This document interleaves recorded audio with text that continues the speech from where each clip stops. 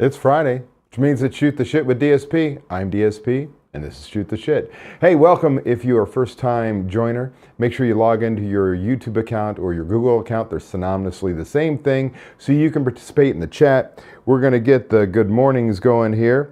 We start off with Steve Ellers in the house, CFO extraordinaire. He says, good morning from Oregon. Where is the strange ball of fire in the sky? We've got it here. I think we've been in the 70s during the day, but it's been cold in the morning for Rose. I'm not gonna lie, when it is 50, 40 something, 50 degrees, it's kind of cold. Sounds silly to you, I know. We've got Caleb's in the house. Good morning to you. It is awesome to have you. Blazzoli's Pizza, welcome back. It is awesome to have you here. Good morning to you. Mastermind, aka Vapor X, what up, my friend? Good to have you. We've got, got ahead of myself here. Ben's in the house, Koval Flamingo. Good morning to you. Awesome to have you. And so Vapor X, aka Mastermind, good morning, America. And we've got Deja Wakefield's in the house. Seaquake Brewing is in the house. Good morning to you, Deja. Awesome to have you. And Brian Schmidt, what's going on? Good morning, DSP. Been a while. It has been a while. But it's good to have you here live on Shoot the Shit with DSP. You know, a lot goes into putting these lives on, from making sure, picking the content, to setting it up on YouTube, to making sure all this freaking equipment works, because I'm a one-man show. I've got 1, 2, 3, 4, 5 different screens. I've got lighting. I've got 1, 2, 3, 3 cameras in here if I went to different spots. It's crazy talk, but I control it all from this little thing here. You know? I should just pat myself on the back. No, I'm only kidding. It is quite a labor of love, is all I'm trying to say. We're going to get started here in just a second. Make sure you're logged into your Google account or your YouTube account, same thing, so you can participate in the chat, because I'll teach my section and then I open it up to live to your questions. We're going to get started here in just a second. Again, make sure you're logged in.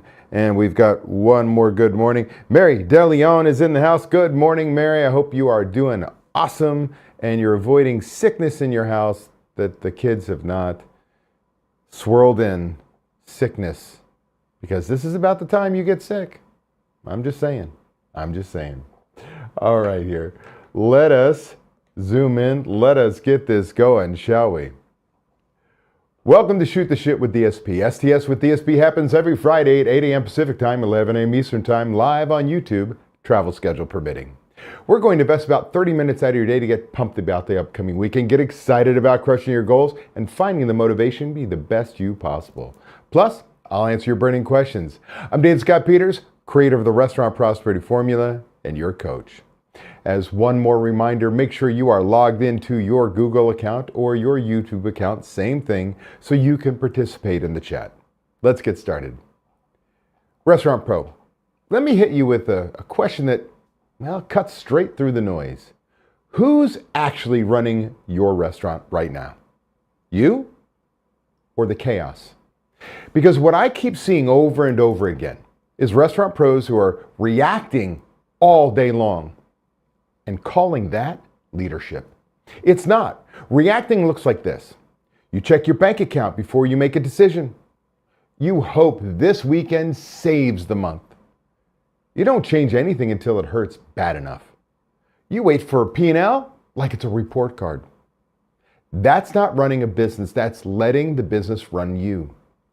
Leading is different. Leading means you decide in advance where money goes. You know your targets before the months start. You make decisions with numbers, not emotions. You don't guess, you compare. Here's how I know someone is stuck reacting. They say things like, I'm busy all the time, but I'm still behind. Busy isn't leadership. Busy without a plan is just noise. I keep seeing restaurant pros operating without a real budget, clear labor targets, purchasing guardrails, or financial rhythm. So everything becomes reactive. I was on a call with Austin, smart guy, hard worker. But he was running his restaurant by his bank balance. Good months, he felt rich. Slow months, he was borrowing money. Same restaurant, same effort, zero control. Then I walked him through the math, right? As we're doing a budget, we're talking about changes that need to be made in his business.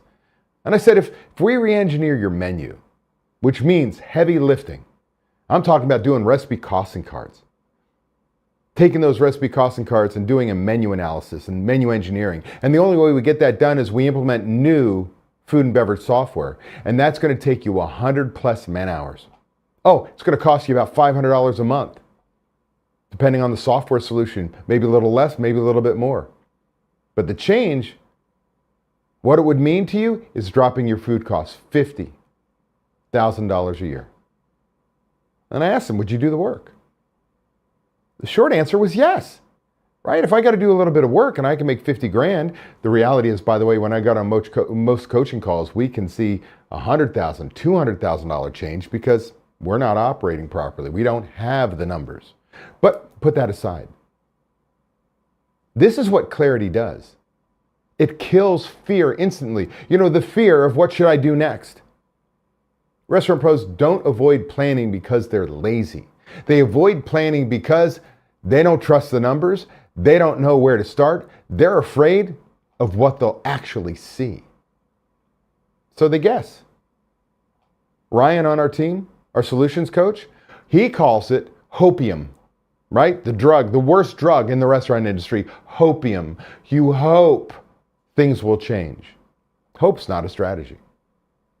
I watched Jessie go line by line through a budget. Right, we go through the whole budgeting process, put all of her numbers together. This is when she's struggling and adding a new section and blowing out a wall in a restaurant to the place next door so she can add seating and do all these things. And it's frightening, absolutely frightening, especially for a low volume restaurant at the time. Now I'm going to tell you, once everything was visible to Jessie, mystery expenses, well, they disappeared. Labor decisions, well, they got easier. Spending stopped being emotional. She didn't magically work harder. She stopped guessing. Listen, she stopped guessing. She had her numbers. Here's the control flip. You stop managing today's problems and start designing future outcomes. That flip always starts with one word most restaurant pros hate: budget. And oh, by the way, if you've been following me for any length of time, you know that I say the two most important systems any restaurant should have are budgets and recipe costing cards. And I go on and I always say sarcastically, what are the two systems restaurants ever have? Budgets and recipe costing cards. Why? Because they're so hard. Boo-hoo. You pick the toughest industry I know. Just because it's hard doesn't mean you shouldn't have one. A budget, by the way, is not restriction. Because isn't that what we think? Oh my God, if I have a budget, I can't do the things I want to do. I don't have the freedom to run my business the way I want to. I don't have the ability to just do that marketing idea on a whim. Buy that piece of equipment on a whim. Close for lunch on a whim. A budget is permission. See, a budget, when you've got your numbers, it gives you permission to spend confidently. Say no without guilt. Lead instead of react. Without a budget, every decision feels risky. With a budget, decisions become mechanical. And by the way, think about it this way. Mechanical beats emotional every single time. When you've got the numbers to support that entrepreneurial spirit. I mean, let's be honest. Even with or without numbers, if there's something you really want to do, you're going to do it. But the reality is when you have numbers, and you can confidently say your gut is right, so much easier. Also, when the numbers say it's wrong and you make the decision, you start stockpiling, well, real results that tell you I need to trust my numbers. I need to start to make decisions without my emotions and really look at them black and white. And that's what a budget can do. I watched this moment with Marcia. She and her partner were debating. Should we close a day? Should we stay open because everyone else is closed? That's ego versus fear, right? Should I just make this gut decision? And should I stay open for my ego? Or, oh my gosh, if we close, what happens? Fear. Once we showed them their break-even point, because a budget has a break-even point built in automatically, the debate ended. We said, Now you can open with confidence or close without guilt. That's power. The budget didn't tell them what to do. It told them the truth. Restaurant Pro, here's your Monday action. Start building a real budget. Not perfect, not fancy, not next month, now.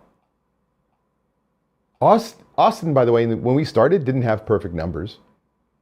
Some numbers were wild-ass guesses. And guess what? A bad budget beats no budget every time, because now you have something to improve instead of something to fear. Your job isn't to finish the budget. Your job is to stop lying to yourself about the numbers. Let's be honest. Most restaurant pros don't avoid budgets because they're bad at math. They avoid them because they've never been showed how to use one. They think it's accounting, not leadership. They don't want to face old decisions. Now, on our call, when I talked about Marcia, she said it perfectly. Because at that point in time, she had had a budget in the past. And she said, oh, I have a budget. It just didn't get used. That's not failure. That's missing support. If you're done reacting, if you want control of your time, money, and decisions, then your next step is simple. Scan that QR code. Get on a discovery call with Ryan James. Ryan will share with you how we can help build your budget with you. Tell you how your team will be able to order and schedule on budget. Even how to put guardrails on money so, well, chaos can't hijack it. Ryan says it best. We put guardrails on the financials so the business can't veer off the road. That's not accounting. That's leadership. Restaurant Pro, remember this. If you don't control your numbers will control you. Reacting keeps you trapped. Leading gives you leverage. And that's what we need as entrepreneurs. Leverage to move our businesses forward, and a budget does exactly that. Now, that concludes my portion of STS with DSP. Now it is time for your questions, your comments. Let's see if we've got any comments that have come in while I was speaking. Muddy Waters is in the house. Muddy Waters says, good morning, Attila here. Muddy Waters Gastropub. It is good to have you back on lives with us. Carlos Z is in the house. Good morning, DSP. Good morning to you, Carlos. It is awesome to have you here as always, my friend. It's good to have you in the ecosystem still. Okay, now it's time for your questions. It's about a 20-second delay, 15, 20-second delay. So I got to stretch a little bit here, give you time to type in your questions. Hit the enter button so that it pops up here and I can share it on my screen and I can answer it. In the meantime, again, if anybody's interested in learning more about what we do as restaurant coaches with I think, the best coaching program out there, because not only is it group coaching, if you've been following me for any length of time, we have added weekly one-on-one calls, member mentor support, live help desk every Thursday. You've got 5-day-a-week support from our support coach. Like, you can't go wrong unless you're not going to do the work. We'd love an opportunity to work with you. Again, if you want to learn more, just scan that QR code and we get on a call. Now, let's see here if YouTube, my chat is behind. I'm going to give you guys another opportunity to type in questions. You may have too much DSP. We're right about at the halfway mark, which means there's time. This is your time to ask me questions. Don't be bashful. Don't be shy. Let me put a question out there to you. How many of you are operating with a budget right now? And for my members who are on here, how many of you are operating on your budget and actually using it and putting in your monthly actual numbers, changing the budget going forward to proactively change your business? Throw it in the comments if you're willing, right? I'll tell you one thing about restaurant owners, we're often lurkers. I have tried over the years, I've been doing this, I'm in my 23rd year of coaching. I was the first restaurant coach out there. And back in the day, the only competition I had was an ally, and that was Jim Laub at restaurantowner.com. And they had a community, and I'm like, oh, I need a community. And I have tried putting together a restaurant owner community for 23 years in different software packages on Facebook and our own site. And I will tell you, restaurant owners are funny. There's about, if you had 100 people, you have 5 that ask all the questions, and the rest lurk. And so don't lurk. This is your chance to ask me questions. I do this live for you, right? So I can answer your questions. I don't have any questions. How do I not have any questions? Team's not telling me anything, meaning nothing's gone wrong. Are we done with DSP today? Is it the shortest STS with DSP session? Could be. When I'm looking here, just so you know, I've got, you can't see it, but I've got my chat here, obviously. It's interesting, again, technology. It's crazy. Nothing. Going once, going twice, going 3 times. And here it is. See, you know, I just got, it's, sometimes I have to stretch. Brian says, we are very diligent about creating and sticking with our labor budget, but struggling to get Margin Edge off the ground. All right, so Brian, I want to make sure your labor budget, as we talk about, is that you have an annual budget, because as you know, been following me, that's the only way you know what your right labor target is, because in season, your labor target's lower, out of season, it's higher. So assuming that, that's fantastic.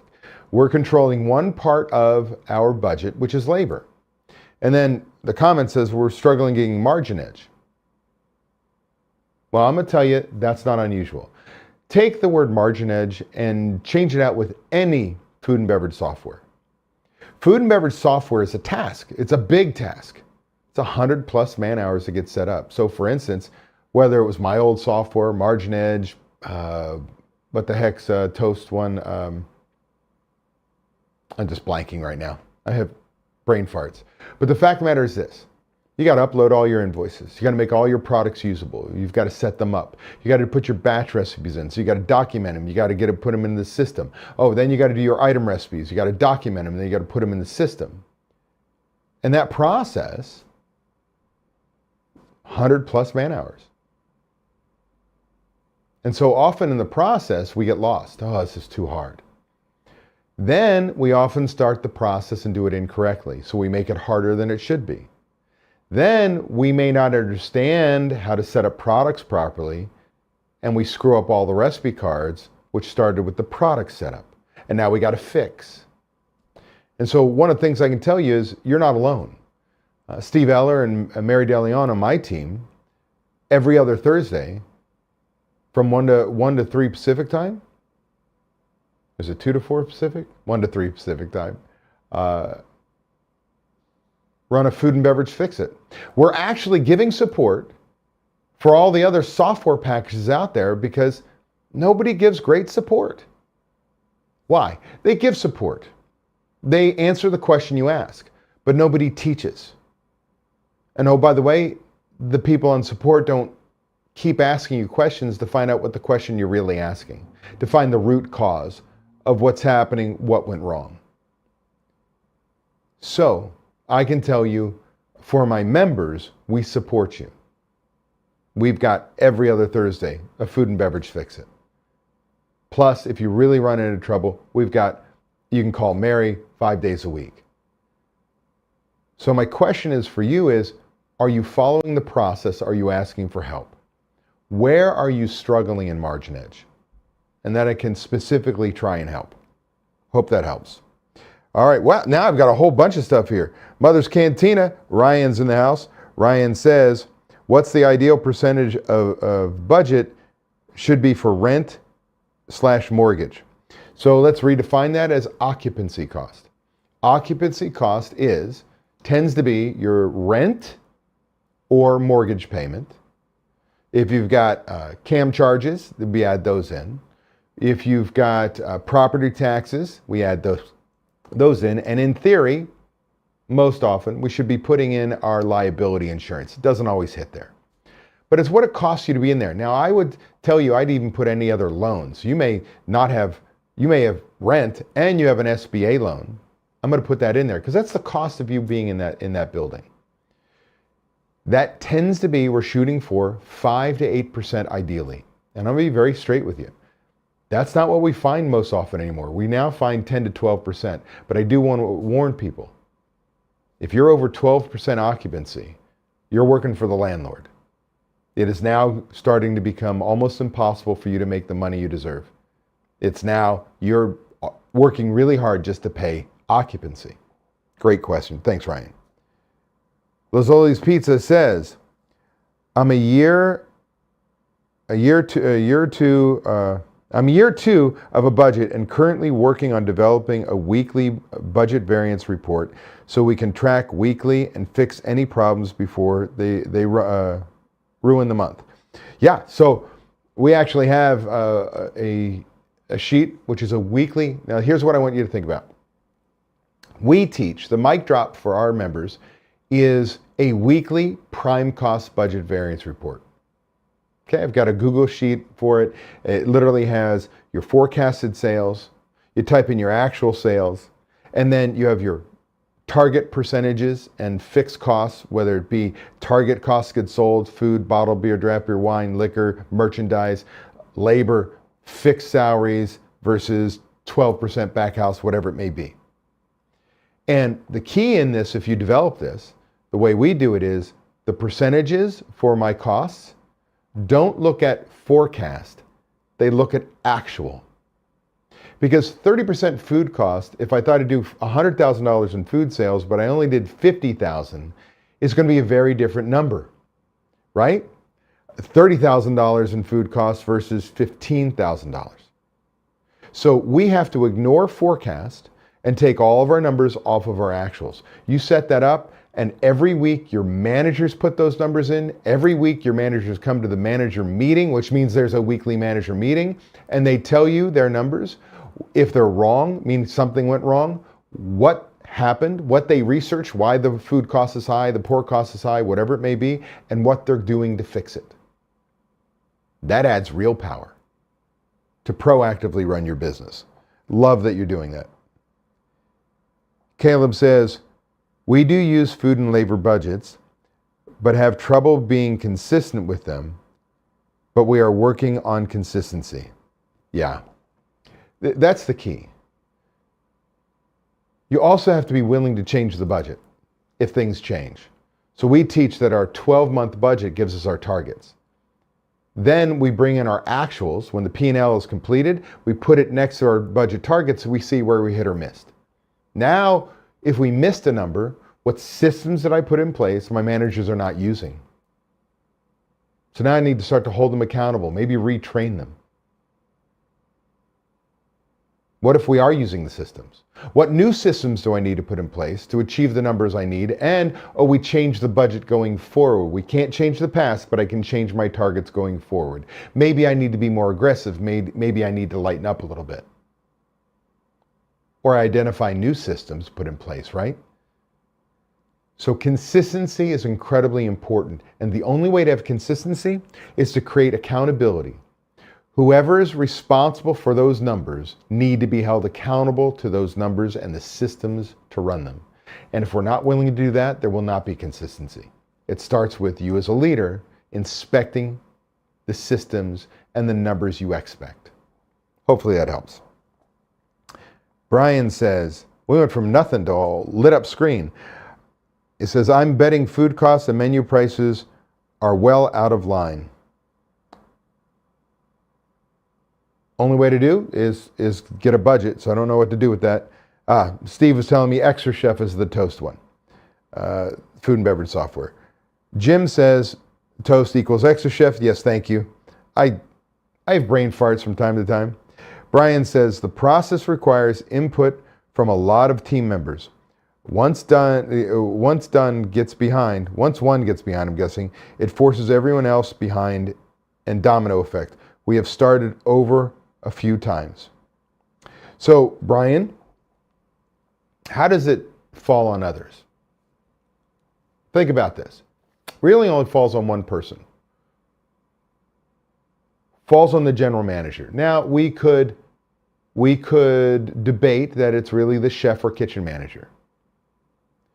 The chef or kitchen manager, or GM and on down, holds people accountable to the systems that need to be done on a daily basis. So we can't get the food and to the weekend and go, oh, it's no longer shelf-to-sheet inventory.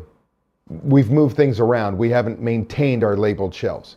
We can't get to Sunday, take inventory and go, oh, we haven't taken a picture of all the invoices, sent them up. We didn't log in on a daily basis and make sure that there was a brand new product, or Cisco changed a product ID number. It's the same product. We need to marry those products so that it goes through the system and knows that that chicken is chicken. You have to inspect these systems on a daily basis. If management inspects and trains the people below them, we don't fall behind. There is no fall behind. That's the problem. There's no accountability. Does that make sense? It's actually extremely easy when everybody does their frickin' job. But the only way people do their job is somebody in charge is responsible to inspect what they expect and hold people accountable. I hope that helps. It's really easy. Bruce Landy's in the house. What's going on, Bruce? Hi, David. I have a question. Rent right now is $10,000 a month. Until we move to the 17th floor, we're about $13,000 a month. Bruce continues to say, there's over 1,000 people that work in the Inner Center Church building, but because of COVID, work from home. Bruce continues, there's people that come in from outside to eat. How would menu together and budget and recipe costing cards and put everything else together to run it? So Bruce, you've been around my ecosystem a long time.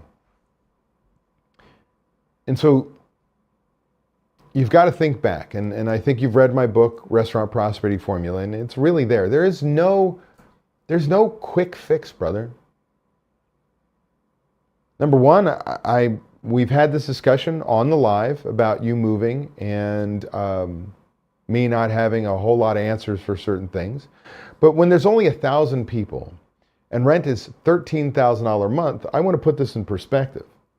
So I'm going to use my calculator here, and I'm going to say, okay, if I use the numbers that I just talked about occupancy cost, and I say we're going to have a $13,000 a month in rent, I want that to be 8%, 5 to 8% of sales. You've got to do $162,000 a month in sales. If I multiply that by 12, that is a $2 million business, $1,950,000.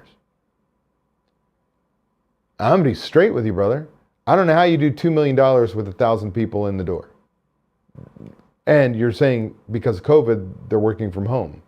You have to become a full-fledged restaurant with outsiders. And moving to the 17th floor, it better be a dynamite, incredible restaurant to get people to want to go, to drive to where you are, park, wait for an elevator to go up 17 floors. I've got a lot of red flags and sirens going off into my head, brother. This is a tough decision. To be able to sit there and say, we're gonna make this change, we're gonna move because somebody decided it was a good idea without the numbers. I would have done a budget first. But the reality is, how would I do it? Well, I'd have to determine what my price point needed to be, what my profitability, do a budget to know what my food cost should be. Then I'm going to do recipe cost cards and engineer a menu with some assumptions of what people are going to buy and what they're not, so I get my menu mix to achieve that food cost. But really, your trouble is going to be labor cost. You're going to have minimum staffing level with people standing around doing nothing, is my concern. You'll have rushes and then people standing around just bleeding labor. Very difficult question for me to answer without a budget, Bruce. Now, again, a reminder, if you remember, go get my book, Restaurant Prosperity Formula, grab it off the shelf. I think in chapter 3 in the summary notes, there's the ability for you to opt into my site, which I think you already have. And there's the budget lesson that I give you and the budget spreadsheet video and how to use it and the budget sheet. You've got to put together a budget. That's where it all starts. There is no easy answer. Thanks for bringing the question, though. Carlos says, how do you feel about the restaurant offering health and dental insurance to its employees? I love it. That's a core value thing. But does it fit in my budget? Healthcare costs are really, really expensive. Now, I know Avery Ward, one of our member mentors. You know Avery, and you might want to get on a call with him.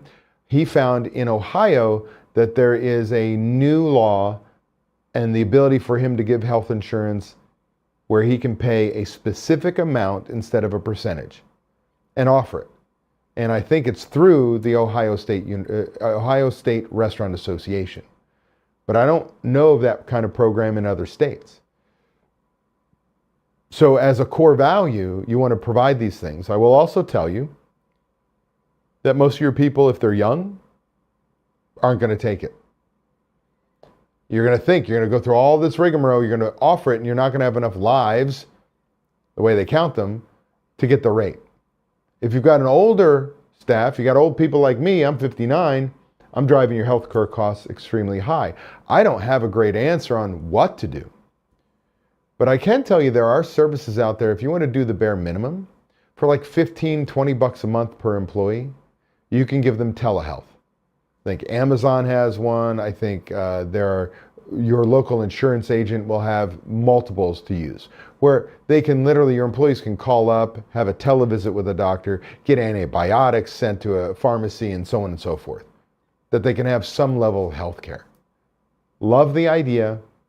Don't know how we can pay for it. But the one way we can figure that out is what? Let's put it in a budget and see whether we can. Bruce continues to say the cafe is in the bottom floor of the building. Well, if the cafe is in the bottom floor, then you have an opportunity, but you've got to be incredibly busy.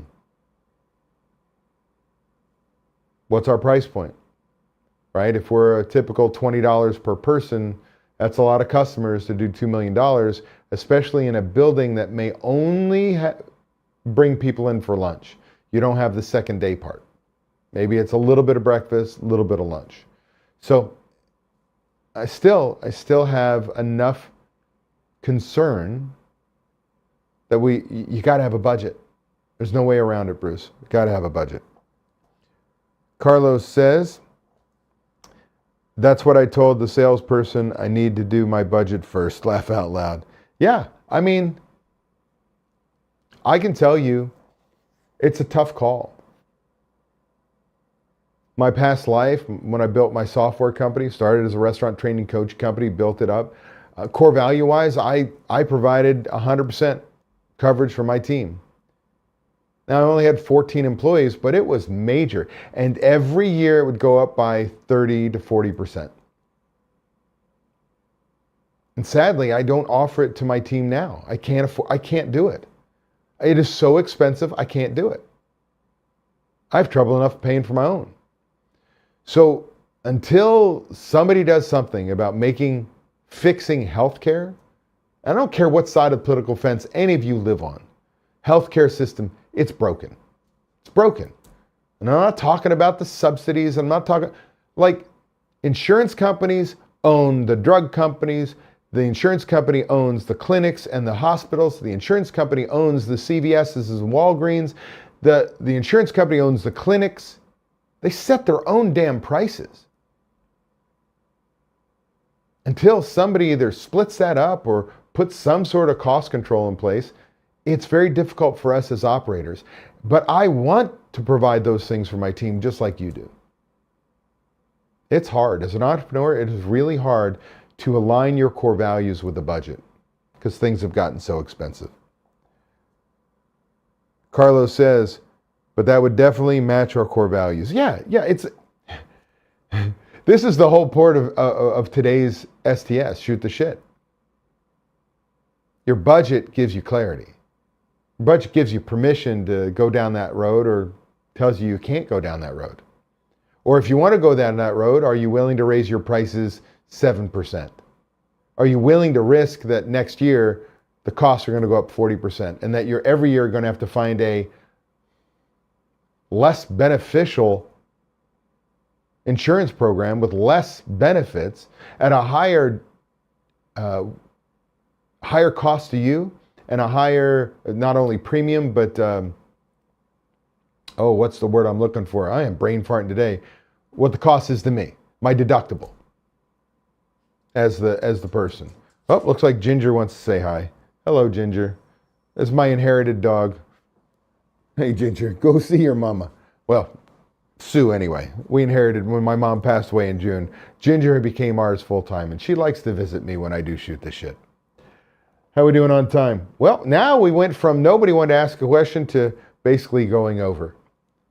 I appreciate you. Let me just double check that next week. I believe that we have a shoot the shit next week. Let's double check that real fast. We do. So with that said, that concludes our STS with DSP. I'm DSP. I appreciate each and every one of you. I hope today's STS resonated with you. If you've not scanned that QR code, please do so. Shameless plug, but you know what? It's my channel. I get to do so. I hope you have a fantastic weekend.